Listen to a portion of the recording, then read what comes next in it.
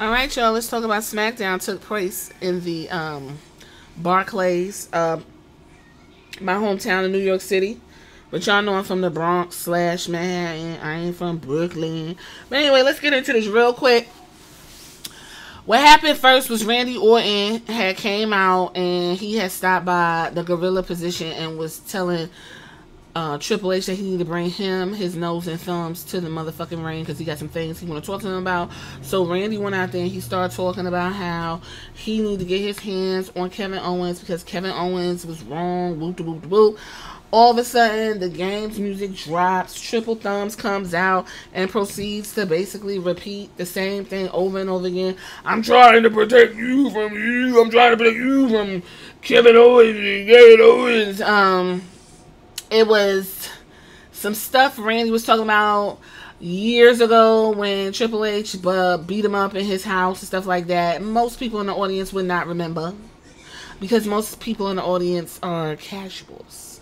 But anyway, you know, it was a nostalgia moment. I said last week that if Triple Thumbs thinks he's going to be writing himself into these little parts and stuff, then he needs to get some new music and a new on-screen persona because he is no longer in the game, okay? He is Paul Leviskey, and that's how he need to come out. And they need to give him some music that says, I am Paul, and I am in charge of you all, or something like that. Because this whole no character, I'm just the guy that runs the show, and I'm the guy that makes the decisions. I don't like it, and I don't want to see Triple H on my motherfucking TV. Already said it. That's the only thing I like about Vince McMahon. Vince McMahon did not like us, and he did not show up, and I appreciate that. Anyway, so essentially, Triple H was like, I'm going to give you all what you want. Like, he doing us a favor because we already knew this was going to happen. And he was like, you got your match. So at Crown Jewel, it's going to be Randy Orton versus Kevin Owens. Great. Then we went straight into Carmelo Hayes and Andrade. Remember, the special guest referee was, they wrestled a little bit or whatever. It was cute. And then all of a sudden, he gave everybody a BFT and some whatever, the go to sleep or whatever the name of his thing is, and was like, I am the United States champion, both y'all losers, and so it is what it is. And then later on, he ran into Nick Aldis. Nick Aldis was like, why did you do that? He was like, because. And Nick Aldis was like, no, LA Knight, I asked you not to do that, and because you do that, you got those two guys at Crown Jewel, and walked off. So now Crown Jewel began a triple threat. I think that was stupid. I don't think this helped either Andrade or Carmelo Hayes because we know that no one's dropping titles at Crown Jewel. Only title that they're concerned about is that big bulky one. Everybody going in there, giving people a show and leave. It was supposed to be a best of 7. They trying to make it like a basketball. You could have just said match 7, match point, and whoever won gets to go and do that. Okay, I don't like the way this ended. I don't like it. Anyway, Naomi versus Candice LeRae. What's her name was back there? Nia was back there antagonizing Tiffy Tom and telling her what a loser she is. And now that Candice LeRae had won one match, that she's more giving her more preference. And Candice LeRae showed up and was like, "Well, I'm about to go take care of this Naomi problem, and you, Tiffany, you could just." Do whatever it is Tiffy Thomas does. And then Naomi walked away. So anyway, Candice LeRae ended up losing because Goofy, Indy Hartwell, tried to fuck up the match, but Bayley came in for the save. And that is how Naomi was able to win, because Bayley returns. Like, she was just... Did I miss something? Because I could have sworn I saw Bayley last week, but whatever. Whatever, it is what it is. Don't nobody care. Naomi got the best gears, and that's it. Now, Naomi's putting in a lot of work. Is she going to get a championship title run? Or, let me guess, only people that get championship title shots are talented people. Okay, because that's what you said. Then we got DIY versus DIY. DIY. It don't even matter how the letters go because don't nobody give a fuck about them. Why they continue to come on my TV is bizarre. Oh, Motor City Machine Guns is like fucking bookends, okay? Except these guys is old in the face. And in their second time on the show, they end up winning the tag team titles. Child, listen, I personally think the Street Profits should have held them belts because they've been putting in work. So I'm completely confused about how they was like, we the number one contenders after being on the show for 2 episodes. But okay, anyway, the reason why they won it is because during all of this, which I was like, I know this ain't the goddamn what you call it, main event.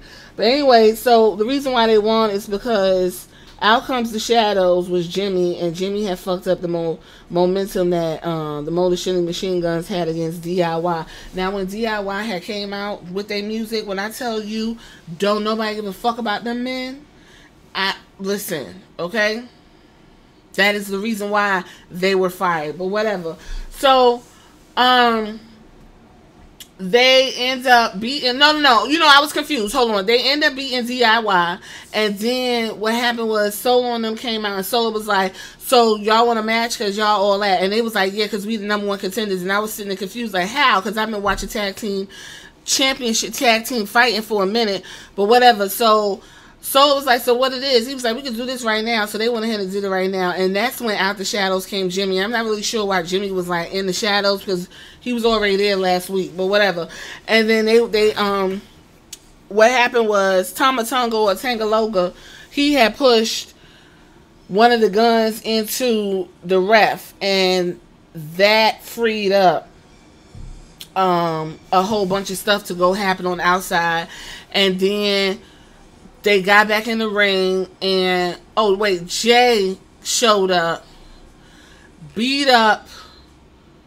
He beat up Tangaloa, and then he went there and beat on Tangaloa and pulled the ref in, and that's how they end up losing their titles to Motor City Machine Guns. See, I had to bear with me on that because I had to get that whole convoluted shit overbooked ending, out the way. And then what happened was Roman came out, and then they was beating everybody up, and Roman gets a pop. All Roman got to do is stand there. All he got to do was stand there. And then at one point, everything was done, and Jay was in the ring, and Jimmy came out, and it was like the end scene of Dirty Dancing where and she ran and jumped into his arms, and he held her up. So Jimmy ran and he held his brother, and we was like, yay! And then big bad mean old OTC is at the front looking like, okay, that's cute. So now what? What am I going to do with these two motherfuckers? Now they all emotional and shit. Now, that's SmackDown. Only other thing that happened was there's going to be a quadruple threat for the women's titles. So it's Piper Niven and Chelsea Green with Damage Control and Jakara Jackson and Lash Legend. That's really it. This was really rushed. They wanted to put some matches on the card and get some things out the way. I almost forgot.